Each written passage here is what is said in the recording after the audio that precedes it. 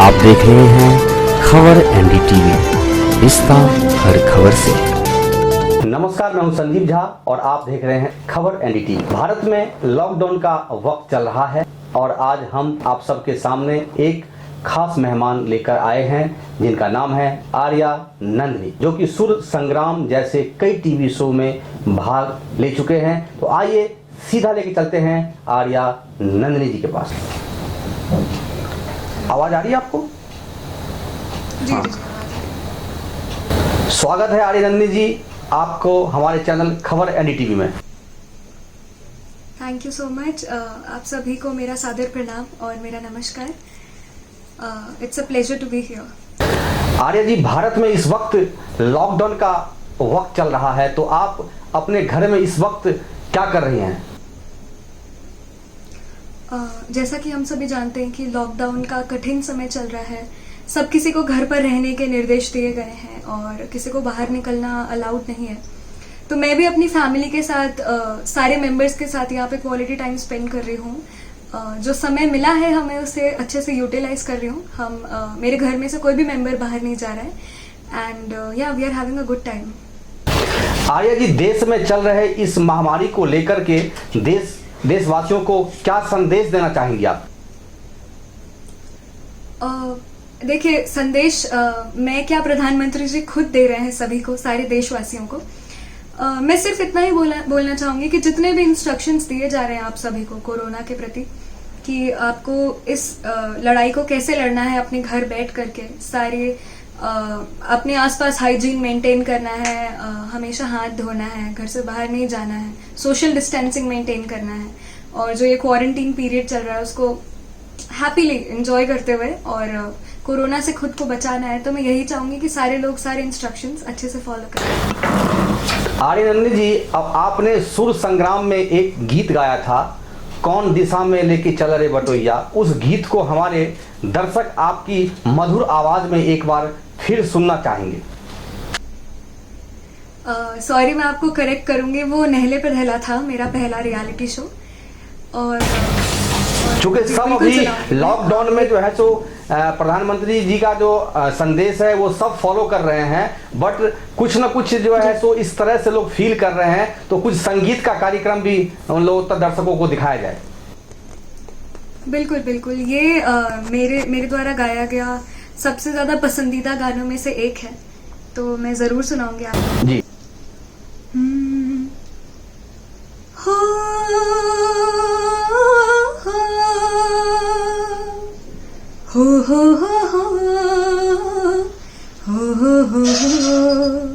कौन दिशा में लेके चला रे बटोहिया,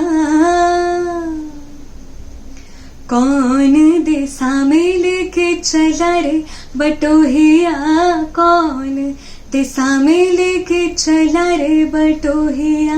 ए ठहर ठहर ये सुहानी सी डगर, जरा देखन दे देखन दे, मन भर माए नैना बांधे ये डगरिया, मन भर माए नैना बांधे ये डगरिया। कहीं गए जो ठहर दिन जाएगा गुजर, गाड़ी हाकन दे देखन दे, कौन दिशा में लेके चला रे बटोहिया, कौन दिशा में। धन्यवाद। बहुत अच्छा, बहुत अच्छा, बहुत अच्छा। आर्या जी, आपने सुर संग्राम में जैसे कई टीवी शो में भाग लिए, दर्शक यह जानना चाहते हैं कि आगे की आपकी क्या प्लानिंग है? सॉरी, मेरे को आपकी आवाज थोड़ी आ रही है। आपने टीवी शो में कई तरह के कार्यक्रम किए हैं, उसमें दर्शक जानना चाहते हैं कि अगला प्लानिंग आपका क्या है? मैंने काफी सारे रियलिटी शोज किए अभी और बचपन से करते आ रही हूँ। काफी सारे रियलिटी शोज में पार्टिसिपेंट थी, काफी सारे में पार्टिसिपेट किया।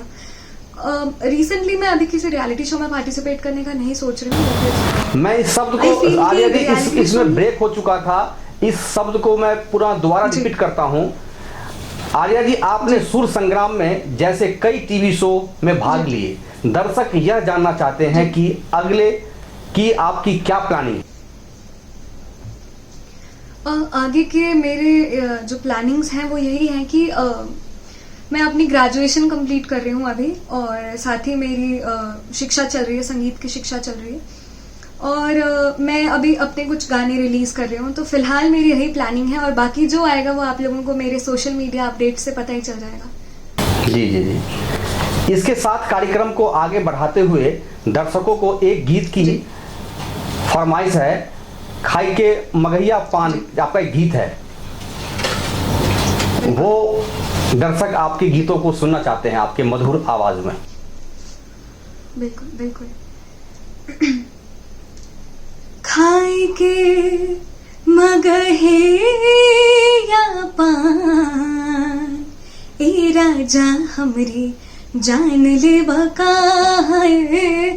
खाई के मगहिया पान ए राजा हमरी जान ले बका, जान ले बका तू हमरी जान ले बका, जान ले बका तू हमरी जान ले बका।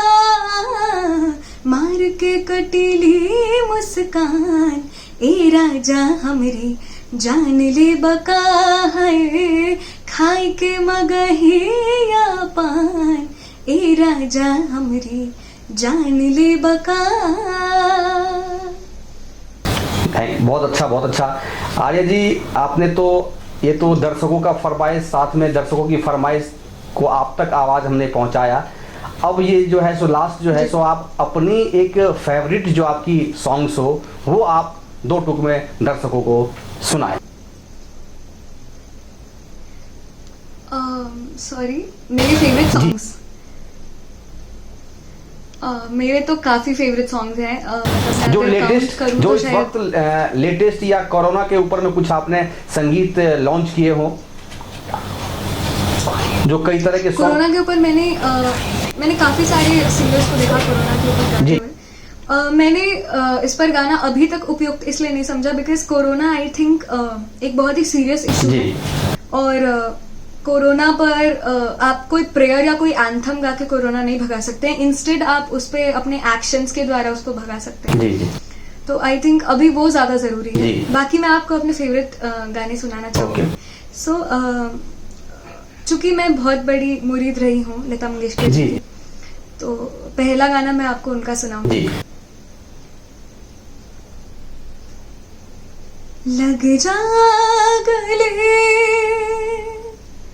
कि फिर ये हंसी रात हो ना हो, शायद फिर इस जन्म में मुलाकात हो ना हो। लग जा गले कि फिर ये हंसी रात हो ना हो, शायद फिर इस जन्म में मुलाकात हो ना हो। लग जा गले से।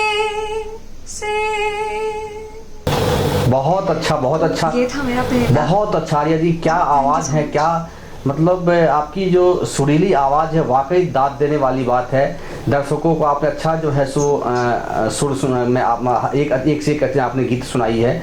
तो साथ हम जानना चाहते हैं आपको इतनी सुरीली आवाज, आर्या जी, संगीत के प्रति आपको लगाव कब से हुआ और आपके संगीत के गुरु कौन थे, कौन है? जी, एक्चुअली बहुत इंटरेस्टिंग क्वेश्चन है ये।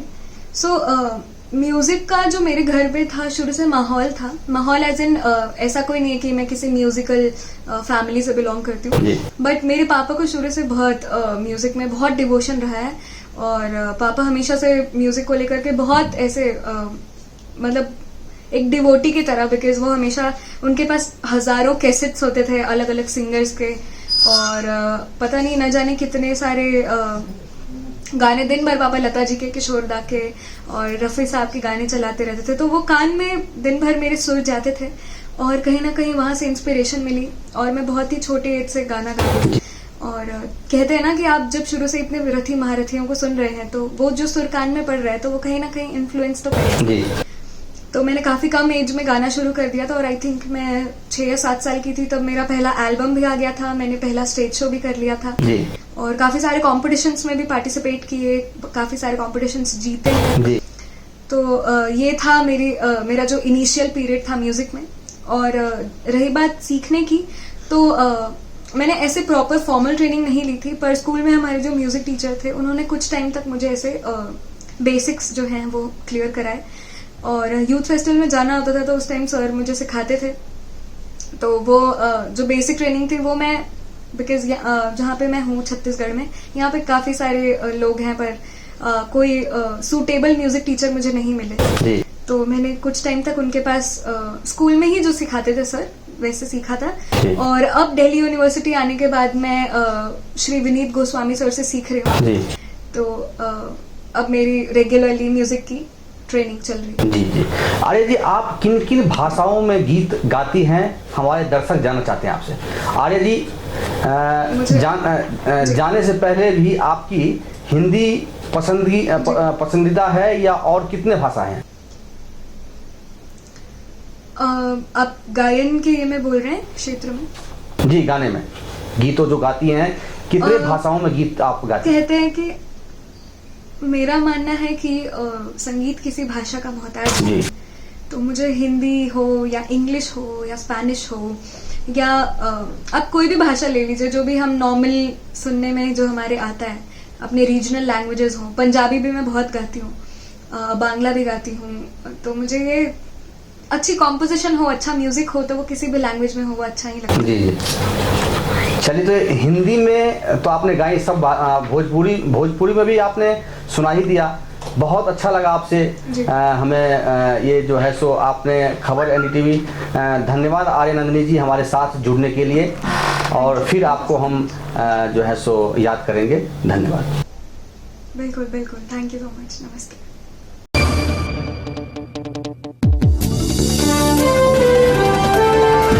आप देख रहे हैं खबर एनडीटीवी, रिश्ता हर खबर से।